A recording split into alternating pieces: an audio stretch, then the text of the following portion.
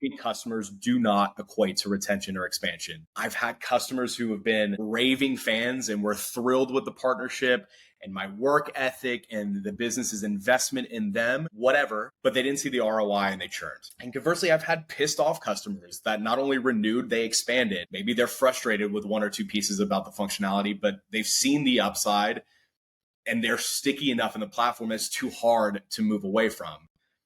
To your point, happy isn't a word that I use in CS anymore. I just don't think it tells any kind of story that is meaningful for business. I mean, I thankfully we're gone of the days of, was it chief customer happiness officer or all those ridiculous titles? Yeah. There's one in Atlanta that it was like a happiness manager. And I was like, there's just no way. Who is it on LinkedIn? Like, you can't put that on LinkedIn. Nobody's hiring for that. Welcome to Customer Unsuccess, the podcast where we cut out the noise and talk with real leaders about their hardest lessons in customer success and other go-to-market motions. I'm your host, Joe DeGrande, and in each episode, we're going to unpack real challenges from real leaders, failed tech implementations, a strategy that didn't yield results, or difficult customers. But more importantly, we're going to take those lessons learned and share them with you, so that way you can avoid those same mistakes with your team.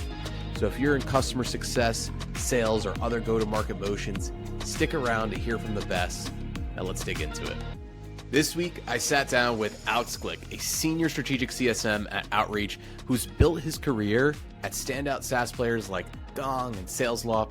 Now, he's an individual contributor, but he brings a different perspective because he's on the front lines. And in this episode, he shares a humbling story of losing a major enterprise account just months into the role and how it reshaped his entire approach to customer success. We talk about complacency, cross-functional influence, and why happy customers still churn. Really enjoyed this conversation. I hope you do too. Let's jump into it. I was looking, so there's a new pizza spot that just opened up called Mr. 01, which I think is got, like, it's very heavy Florida presence. Obviously, Florida's huge. I'm not naive enough to hear you right there. But I thought you were like St. Pete, Tampa area, and there was one there. Apparently, they just got like a Michelin star recognition or something, and they opened one up right next to my place. And I'm like, I wonder if he's been and knows about it. But Portnoy, who is like all things pizza outside of Bristol, gave it like an 8-9, which is telling. So I'm gonna try some later today. I didn't know if you had seen it around you, but it don't look like it. No, I'll definitely have to check it out. I have not heard of it, but to be honest, I don't even know if they're around me. If anything, it'll be probably West Palm. Yeah. That's exactly what it was. Yeah, my area, unfortunately, it's a little bit of a sleepy town, like a fisherman's town. I'm close enough to be awake, but I'm far enough where I want to sleep. That's it. Exactly. No, it's kind of been my vibe. Let's definitely kick it off, and thanks so much for joining me, Alex, too. Yeah. I think I'm really excited for this conversation. And for those that don't know Alex, I think I mentioned this in the monologue, but he's been at companies like SalesLoft, Gong, Samsara, number of organizations, and really he's been in the trenches of CS. So he's got a lot of stories. We had a lot of laughs, kind of prepping for this call. But I'm excited for our chat, Alex. Thanks for coming on. Yeah, it's my pleasure. I'm excited to be here. I hope I can put the CSM spin on some of on this discussion today. I know generally you're working with the leaders and the heavy hitters within the org, but every once in a while it's nice to hear from the lonely IC. But yeah, man, I'm pumped. This is gonna be a good time. Hey, listen, at the end of the day, ICs are kind of what makes the machine keep going, and that's the most important thing. You guys are on the front lines. I mean, even when I was before I was leading teams, I was on the front lines and I was able to kind of bring up that feedback and show what was important. And I think it's important for people to find out and have that perspective. So, but you know what it's all about. I mean, we have tons of stories. I mean, I think we had a little bit of a chat before about really like how to approach coming in as a new CSM. Their new account executive is similar as that as well. Yeah. And some of the challenges too. So I'm curious about particular story on that. Yeah, I know when we start thinking about customer unsuccess, right? Like everybody's got war stories and challenges and times. I think back to kind of what you mentioned I think every CSM has had this experience when you first start working at a new company, or maybe there's substantial change within the business. You inevitably end up getting a lot of hand-me-down accounts from other CSMs who owned that relationship prior. So I think back to a time at a previous company. I was probably 4-ish months into joining the business and was given an account held by another strategic CSM because she was moving into a leadership position. Now, generally, when CSMs at that company move to a leadership position from an IC role, they start by maybe going down market, right? Scaled team, commercial CS. This girl went from strategic CSM to leading the enterprise CS team. And I add that to hopefully give some context on who she is as a CSM, as a leader and a person. She's an absolute beast in this space, and the girl deserves all the flowers. But going back to kind of my role, I'm still learning at this point. I'm still ramping again. Like, we're sub 5 months. And while that might be dog years for a lot of people in tech, I'm still trying to get used to the CS motion within the business. And I've been given this account by an absolute badass of a CSM who owned the account for 2 years, who fortunately and uncommonly had the same stakeholders within the account the entire duration of her partnership, formed incredible relationships with them. So the bar was really high. There was no doubt I'd have some pretty big shoes to fill. But what was good about it in some ways is the use case with this account was pretty common for that type of customer. There were some pretty advanced technical challenges, though, that required a bit more extensive understanding of the back end to have most conversations with them. Also, they were huge advocates of success plans. And I'm sure you've seen scenarios, I know I have, they're hot takes when we start talking about success plans. And some of them are hotter than others. But a lot of times CSMs will end up finding, like, I'm going to invest a slew of time and a bunch of hours into building this really comprehensive success plan that marks out step by step what we're going to do, whether it's tactically or strategically, be more prescriptive, whatever, just for the customer to come back and say, hey, this is great. And we never look at it again. Right. So at that point in my career, that was kind of my take on the success plan. Like, it wasn't ever really worth investing and implementing a success plan because generally customers didn't care. Right. And I was probably a couple of months. I had one of the toughest conversations I had, and probably looking back still is, with the account and my primary stakeholders and their VP of operations. And the gist of it was they expected me to be better and they wanted more from me, which, whether it was from like a better strategic partner or more frequency on updating success plans or learning the intricacies of some of these technical challenges, they wanted me to level up. And admittedly, they were right. And I think up until that point, I'd leaned on the fact that I was newer far longer than I should have. I needed to go deeper than I already was in understanding that back end tech. I needed to be more proactive in my strategy discussions with them. So everything he had told me was fair. And I needed to do some self-scouting, but I think my mentality was that I had more time, whether that was more time to acclimate or more time to learn our systems or theirs, more time to embrace what worked with the previous CSM. And at the sake of maybe being too vulnerable, complacency is a battle that I fought well before I even started my professional career. And I think this was an example early in my career where I might have coasted when I should have gotten stuck in and worked my ass off and invested more time in focusing on the strategy. Yeah. And it turned into a massive learning opportunity for me. I got taken off the account, and I'll say that was one of the more humbling experiences I'd gone through. I was normally on the other end of those transitions, right? Normally it was me who was taking on the account, but not that time. And fortunately, it was enough of a kick in my ass where that hasn't happened since, and it's motivated me the last few years, so I can at least learn from it. But going back to that point of having time, there is no time, especially for enterprise level accounts spending 6 or 7 figures annually. Complacency is a killer, and leaning into the I'm new to the account or to the business approach will only kill your momentum. It'll only negatively impact the customer's perception of you and the value you can offer. So my thing is I just try to get in the weeds as quickly as possible, have a strategic alignment call with them the day that or as soon as that account hits your name, figure out their goals, their plans, their pains, their priorities, just get in the weeds so you can do whatever you can to remove that mindset of complacency and having time. Gotcha.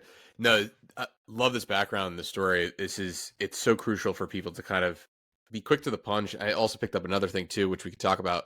It sounds like you brought up pain, and I think that a lot of even CSMs now, like obviously this whole debate of whether they're sales or not, and that's a whole Oh another yeah, avenue we could dive into. But it sounds like maybe in that particular scenario too, maybe you were pitching something or a solution that wasn't really aligned with their business outcomes, and you're just making an assumption as opposed to diagnosing maybe in the beginning.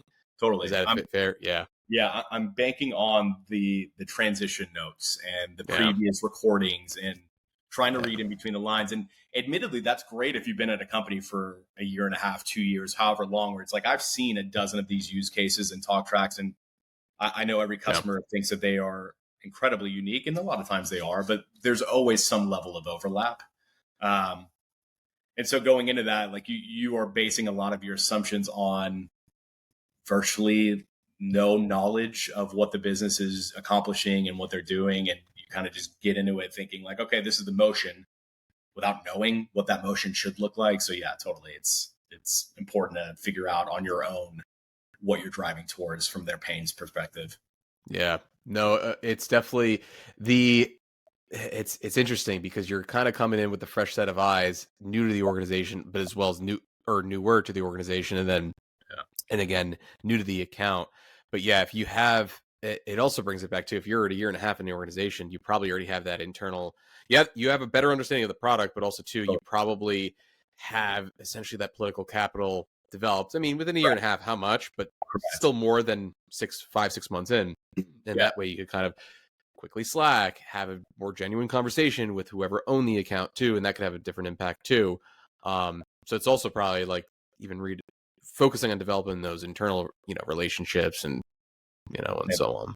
It's such a good point too. And it's a question I'll oftentimes hear in interviews, or I've like asked people in interviews at companies, is talking about the cross-functional relationships. That was a massive learning for me in my sales loft days. That was probably my one of my big step ups early on in my career, where it was like, okay, this is a big org, right? Like this isn't your mom and pop shop anymore. This isn't like we're only dealing with small business, things like that. This was like a true enterprise business. And I didn't realize the importance, and I should have, but I didn't realize the importance of building relationships in product or in other parts of the business where you're like, hey, I need a mountain moved, but you don't have that political equity. You don't have that stake in the business where people are like, who the hell is this guy asking for this thing? Like, I don't know who you are. I've got other things to do. That was such a massive learning for me early in my career as I started getting into SaaS. Was bribery is awesome for one. Like if you can make friends with a product person, send them a bottle of their favorite thing, right? Like just to their house, thank you, love you, mean it. I promise I won't bug you until tomorrow. But like it's one of those things that having that relationship is so key, especially in these scenarios where it's like, I don't know what I'm doing with this account. The last thing you want me to be is your technical guru, right? Like I'm not that guy. I will never be that guy, but I can talk strategy all day. And if I had somebody maybe in my back pocket at that point within the business to be like, hey, I need help, I think we probably got a lot further than we did. Yeah. No, I like the bribery. It brought up memory as well as laughing. A couple of people too. I learned this as well. Definitely it's prevalent, or you kind of forget about it now when it's remote, but prevalent when you're in office because it's just, face to the name. But there was a time where I remember I was harassing the poor IT team. They were for hardware, but also a couple, like they were responsible for email deliverability and so on. And we had a big migration of a system, and the entire team, my team, was not working. And I remember at one point, like, hey, you guys did us a solid. I don't remember if I got them a bottle or lunch or something, but I'll tell you one thing, they always help. So it's definitely little hack. 100%. It's not hard to get things moving when you know, hey, I might get something on the back end of this. No, good stuff. I kind of going back to the story though, something I forgot to ask, and I'm curious, right? I know you said you were about, I think you said it was like 5 months into the role, and and that whole piece of it. But when did you know it was too late? Meaning, where it was too late in terms of like saving the relationship where kind of you knew you messed up? Like, I'm curious, like, if you were going back in time, like, hey, if I had a judgment call, if I knew like this isn't working or whatever, I Yeah, already lost it. that's fair. Because normally I'd like to pride myself on my EQ, right? I can read the room pretty quickly and understand. Like, I may not be the smartest guy, but I can at least look at people and say like, "Hey, you're pissed, right?" Or "You're Yeah. super frustrated with the direction of this." Um, we would have a biweekly sync with them, and I think if I'm looking into the weeds a little bit, we were probably 3 or 4 into those biweeklies where I really wasn't offering much in terms of solutioning or building upon what had been previously worked on by the other CSM. I think there were a lot of things that, if I'm trying to cope with it, was like there are things that were already in motion that I wasn't going to directly impact immediately, and like they were running with it on their end. I think looking back on it and doing the self scouting, I think there were always opportunities for me to say like, "Hey, I know you're working on this. Have you thought of?" Or "Yes, and" moments. And I probably went a month too deep of not yes anding or adding on top of the value that the previous CSM already did. Right. And you can start realizing like, okay, what is this guy at a certain point? Like, what are you doing here? Like, what are we driving towards? And I think I had good relationships with some teams. Like, a lot of the businesses that I've worked for, it's not just ops or it's not just sales or it's not just CS or whatever. It is a multitude of teams and use cases that leverage the tools. And so, you think you're good with one group and that buys you some time or some stock within the business. And then you realize, hey, like operations, that's where the budget is. Why aren't you driving that same kind of relationship and value with this group? And that ended up being the team that got the most frustrated with the lack thereof. So yeah, I think you can try to justify it in your mind however you want to say like, no, we'll be okay. And then you realize one day, like, I guess you weren't okay. Yeah. Yeah. No, 100%. That's definitely some good context for the team, or the audience rather. Sorry, I'm still much in team mode, but It's hard to get out of that head, dude. Oh my gosh, tell me about it. Speaking of teams, actually, that's maybe a good segue. Something that I always had some trouble with, and I think we had some conversation on, is it's people pleasing, right, and customer pleasing, or even pleasing internally in teams, right? And there's that challenge of, right, kind of, I mean, gracefully though, right? Like as far as like being able to communicate, whether there's a roadblock or a challenge, or actually just challenging, the status quo, like just, hey, listen, this isn't working, and being straightforward, whether that's a client or internally. I know you mentioned you had a couple stories on that. Yeah, I think back to like the cross-functional dynamic, and I've got stories for like happy customers later, but like when we start thinking about the cross-functional discussion, I worked for a business that it would almost be like a board style meeting, and I'd say quarterly was probably too frequently, but it was at least twice a year where we would have our ELT book out a boardroom for each segment of the CS org, and the big renewals for that next 6-month period that you own, you are responsible for talking to. So if I'm managing a book of business and 4 of them are renewing at the end of this year and we're at May, I have to talk about the 2 or 3 that have the highest value and have the highest impact on what our bottom line would be. And it is very much a boardroom style discussion. You are getting questions from every corner of the room. You need to know your shit. And it was incredible learnings for me early days, because like, okay, I'm getting a peek behind the curtain of what it looks like for the executive team as they're going to the board and talking through it. But you would oftentimes find situations where there's an assumption that leadership or the business has based off of your accounts. And I used to, dude, it's funny, like going back to personal life, I love my mom to death. I'm very much a mama's boy. But there was one thing that would always irk me with her, and it's like, you're making an assumption here, and I have not told you the full story. Like, you're jumping the Cuban mother. The Cuban mother knows all. She's phenomenal, and she's honestly always right if we're thinking about it. But I would hate the fact that I couldn't explain before the assumption was made. And there were times like in these boardroom style meetings that the CEO or the CTO or whoever it is jumping to a conclusion or an assumption that, oh, this is what we should do, or this is that. And I think a lot of CSMs, at least earlier in their career, will just go along with it because it's their name's on their paycheck, right? Like, I'll listen to you, you know the business, you got us at this point, whatever. But I was never one to do, for better or worse, I was never one just to kind of fall back and accept that. At the end of the day, like I always found I am the voice of this customer and I should know this account literally better than anybody in the business. So I'm fine with you thinking directionally, this is where we're going, or this is the solution, or this is what we need to do. But you also need to understand that assumptions make everybody look really, really stupid. It's the make an ass out of you and me phrase for reason.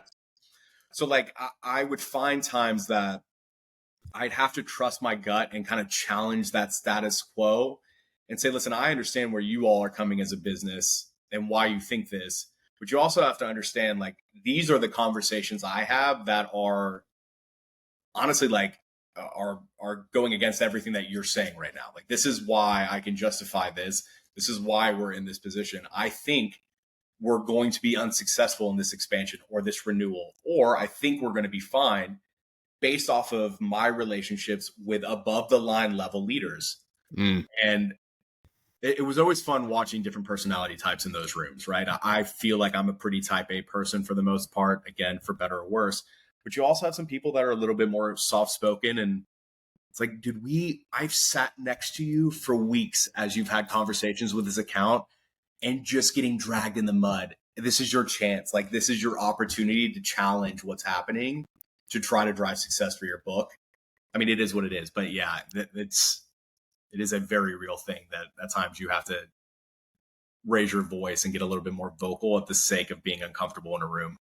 100%. No, it's definitely a good takeaway in terms of, for career growth, your own career like performance too, right? I think like, hey, if something directly is going to impact your 100%. KPIs, yeah, you have to speak up, because I mean, I've been in scenarios, even working with customers, where there's always a debate of who should handle whatever that particularly is. Maybe it's like who should be managing the development of a sequence and from the content writing and so on. And then it gets into this whole battle.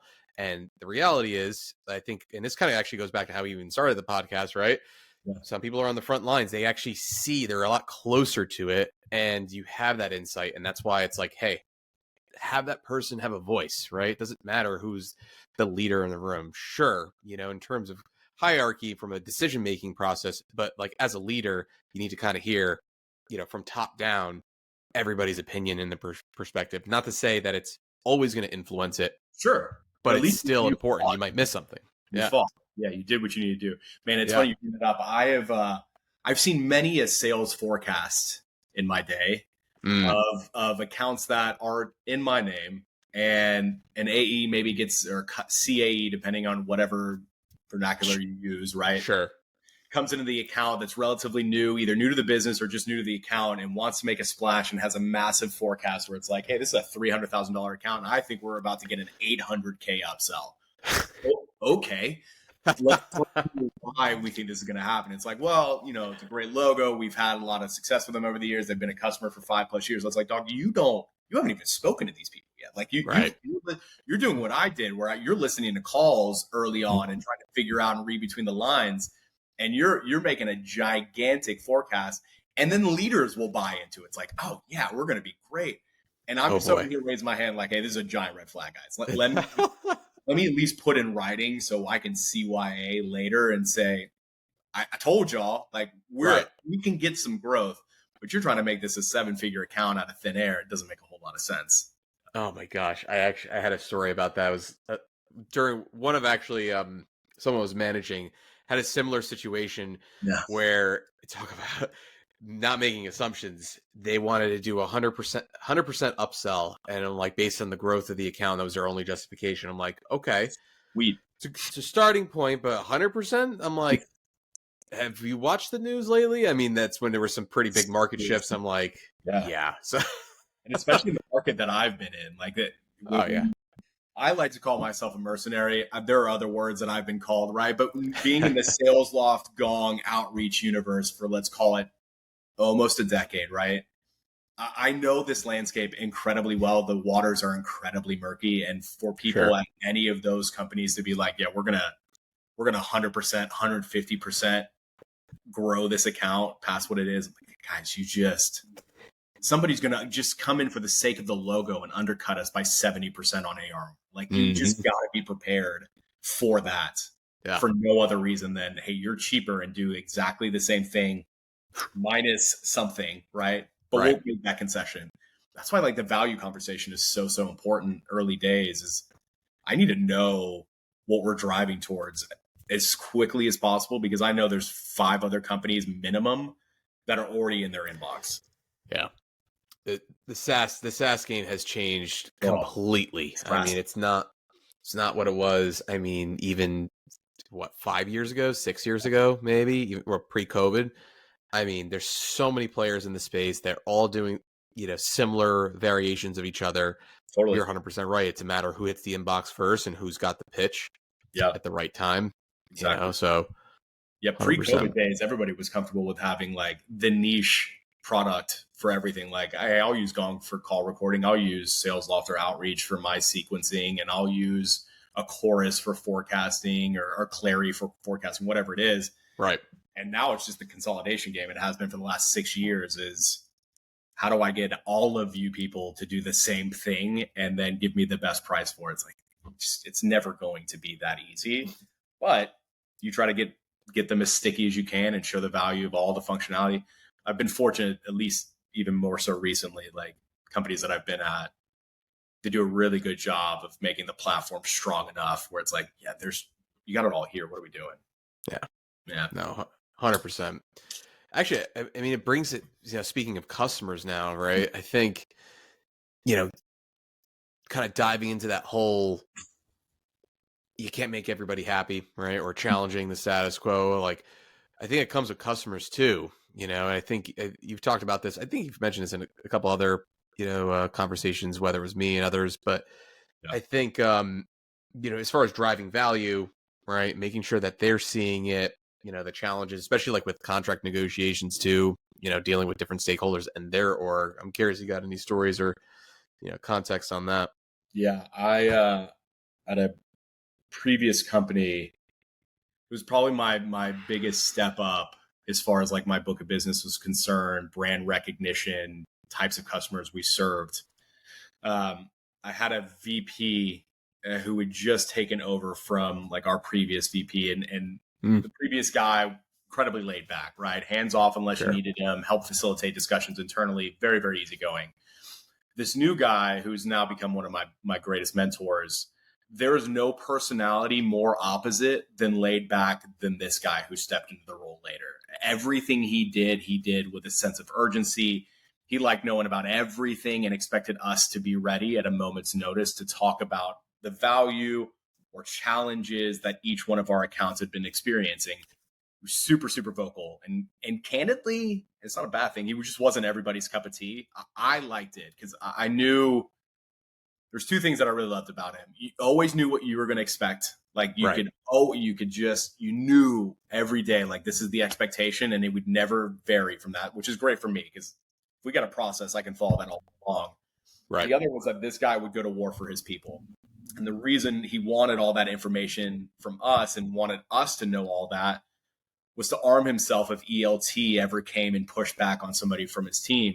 And honestly, there's nothing I look for more in a leader than somebody that I know will advocate or fight for me and their team. But there was one thing that I know he burned in our brains, and maybe it was 2. One of them was like churn is a company-wide problem and shouldn't just fall on CS, which surprisingly was a hard pill to swallow for a lot of people at the business, but really fair. The other one, maybe more relevant to your ask here, was he never wanted to hear if a customer was happy. And I think that was new for a lot of us. We commonly, and I'm sure a lot of people in CS have commonly used happy when talking about customers. It's pretty common language.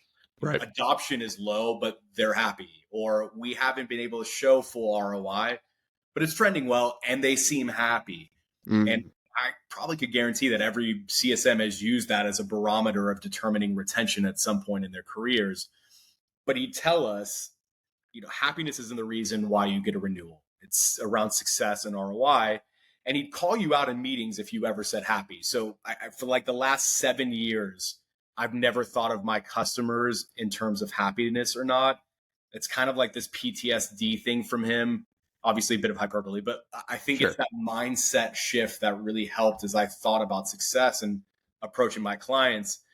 And at this point, I've completely bought into the notion that happy should never be used in a CSM's vernacular when talking about an account. Right. Happy customers do not equate to retention or expansion.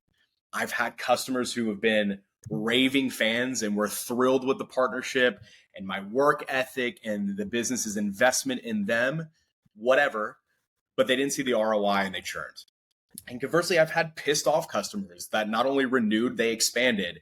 Maybe they're frustrated with one or two pieces about the functionality, but they've seen the upside and they're sticky enough in the platform it's too hard to move away from. So to your point, happy isn't a word that I use in CS anymore. I just don't think it tells any kind of story that is meaningful for a business.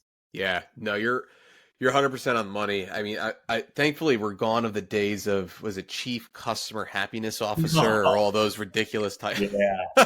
There's one in Atlanta that it was like a happiness manager. And oh boy, I was like, there's just no way. Who would put it on LinkedIn? Like, you can't put that on LinkedIn. No, nobody's hiring for that. Yeah. No, but it is so true because, it's funny. It brings I'm sure you've had this happen, right? Where you're, working with people, CSMs, and you have conversations, right? And you're in the war room, you're talking about like, hey, maybe you're going through the accounts and your CSM, oh yeah, I spoke to the admin, of the product and they love it. They love it. They're not bothered by the team, so on and so forth. Okay. Who's renewing the agreement? Correct. It's not Johnny, who's, director of operations or an operations manager, right? It's probably your VP level, right? Or better yet, what does a CFO care about right now? Totally. What's funny too is the happiness thing has come up a lot. Adoption, I think, is also a term that gets overstated. And that might be a bit of a hot take, but I'll tell you why. Sure. I think adoption is a leading indicator to a lagging bigger picture need, right? I think when we think about adoption or happiness, it's like, yeah, you can be happy or you can be adopting at 65, 70%, whatever. I've never had a conversation with a CRO who's asked me, hey, what's adoption look like? Me deliver that figure and then be like, perfect, send me the contract, right? Like adoption is great because it is, there was like a term, the phrase I used to hear all the time, like adoption's the new ROI. I get that. And I agree because fundamentally you can't see ROI without adoption. But why are we adopting, right? Like why is happy our barometer for success? There is a bigger picture thing that these are both leading indicators towards. I'm happy because, what is the because? Like, why are we happy? My adoption matters. Why? Because if we can't hit 3x of what our revenue should be at the end of this year, our board is going to fire all of us. That would, you know what I mean? Like, so it's one of those things that I think happiness and adoption are two words that have been thrown around in CS. Understandably so, more so on the adoption than happy.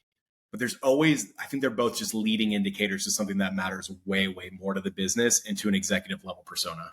Yeah, no, you're 100%. I think adoption, it's only good when you have the context. I was at a research company before, a company called eMarketer, and you could only imagine, right? It was a web-based platform where you pulled your, charts, forecasting on whether it's e-commerce sales in the industry, advertising spend, so on and so forth. And you could only imagine without having conversations, right? Like you're kind of running blind. Like what is the value that they're getting from that? So what did we do?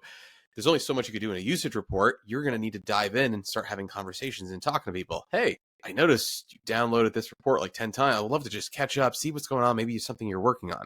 Sure. Right? And then shit, you might walk into something where, hey, we're working on this big presentation. Obviously, you might not be able to share it. It's probably like classified. But the point is now you can go and tell your main point of contact, hey, that project that so-and-so is working on, if maybe they're closer to it, so on and so forth. Well, that was based on some of our data they leveraged to help them arrive to this conclusion. Hey, oh my God, that's so great. Yeah. Sign the contract. That's like where adoption really comes into play. So you need the context. It's an opener at some point, right? Like it's like, even if adoption is bad, it's still an opportunity to win, right? Like sure. I think when you look at adoption too, it's like, hey, if you haven't used this functionality, let's go figure out why. And then we have a story on a business review to tell leadership, like, hey, this is where we were. We figured out the back end story of what was going on. We fixed it. And now we're seeing 2x. It may still not be good enough, but at least we have trends that say we understand why adopting this thing matters the most to you, Mr. CRO or Ms. CFO, whatever. Yeah. Right. Yeah. I get it. No, good stuff. Good stuff. Well, I mean, we're coming up on time here, but I kind of want to do like a wrap up. Like, I think there was like a lot of good takeaways. I want to hear from you too. And then also too, I'm curious about like, hey, like you've learned a lot through experience. I'm curious about like where you kind of learned outside of experience, right? I think like even there's tons of podcasts out there now. I mean, there's obviously now this one included, but like I got some books behind me too. It was very like, you had to kind of dig to kind of learn this stuff outside of the experience. So I guess like if you could tell me, I guess like one, like kind of a wrap up on takeaways, but also too, like, hey, where did you kind of go to kind of learn this stuff? I have been in a couple areas. I've been incredibly lucky with who I've worked for in my career. Not to say like everybody is phenomenal, but every company I've been to, I think there's 2 or 3 people upon leaving that I've still stayed in touch with even 10 years later that I have had massive impacts on my career, whether they're killer individual contributors, CSMs, or AEs for that matter, or they're like leading a small team frontline manager all the way up to VP and C-suite. I think it is so important we're in the relationship business, man. Like customer success is the most relationship driven part of a SaaS organization. And if you can't figure out how to maintain things internally with people that are going to push you to get better, you're gonna have a really hard time making it in this business, right? There are a lot of companies that it is a very saturated market, at least where I am. And there's a lot of overlap, and it's not easy to stay at a company for 10 or 15 years anymore. You're going to have to lean on people that you know in your network to help you in your career. So part one of that is I've been really fortunate to work with some incredibly smart and well thought out and articulate leaders and people. And I refuse to ruin those relationships. Like like behind the curtain moment, I have times on my calendar that I block off monthly with names of people just to send a hate text. Like, awesome. And it may just be one of those situations like, dude, you should just know these are your people. You should say, hey, life gets busy. I got a 3-year-old and a wife, right? Like I got a full-time job. Life gets in the way of relationships. So I've got blocks on my calendar monthly with just a handful of names. It's not a call to action. It is not like, hey, let's get coffee. It's, dude, I'm thinking about you. Love you. Let me know if you need anything. And that's it. And that's awesome. It is my deposit into these relationships. I think conversely, like the other way, I'm fortunate to also be in Atlanta where there's a lot of really great networking groups and companies. And from that, meeting people who have badass podcasts like you, right? And that are connected secondhand and third hand to who I know. So a lot of my knowledge outside of like just living it, a lot of it comes from LinkedIn and listening to podcasts like yours and others that, if nothing else, it's like clips, right? I hate to admit, like my attention span is smashed these days. So shorts are cool. It's the brain rot of LinkedIn, but like you'll pick out nuggets here and there from LinkedIn and things like that. But it's the network, man. Like 95% of my success has come from being around people that I know I'm way dumber than and humbly just trying to learn. Yeah. Yeah. No, it's good. That's awesome stuff. No, I think it's definitely important. The age old saying, it's like, you are who your friends are and who you surround yourself with, and then having a good network and a good support system is crucial. So, It's not what you know, it's who you know. it's who you know. Exactly. Yeah. 100%. But, well, good stuff. Well, where can everybody find you, Alex? Yeah. I mean, I'm on LinkedIn. I post infrequently. I need to be better. I'll admit to that. But what is it? Alexander Glick on LinkedIn. If you want to find me, feel free to connect. Happy to talk strategy, talk shop, war stories, whatever it is. But yeah, LinkedIn and throw me a note, and maybe you can get my number too. Awesome. Sounds good. Well, pleasure speaking with Alex. Love the stories. We'll also catch up soon offline, but thanks so much for coming on. My pleasure, man. Thanks for having me. That's a wrap for today's episode. Thanks so much for listening. If you got some value from this conversation, hit subscribe, leave a rating and review, and share it with someone who's also out there trying to build a better customer success or go-to-market strategy, even if it's messy along the way. And if you want more frameworks, tools, automated playbooks, check out jodastechtouch.com and subscribe to our newsletter. That link is in the description. Thanks so much for being here. Keep building, keep learning, and I'll catch you on the next one. Quick note before we wrap, this podcast is for educational and informational purposes only. The ideas and opinions shared here are of my own or those of my guests, and don't reflect the views of any current or former employers, clients, or partners. We might reference tools, platforms, or companies, but nothing shared here should be taken as fact, endorsement, or criticism. Do your own research and always consult your team or legal counsel when making any business decisions. This content is not legal, financial, or business advice. It's just us sharing what's worked, what hasn't, and how we've learned from both. So thanks again for joining us. We'll see you next time.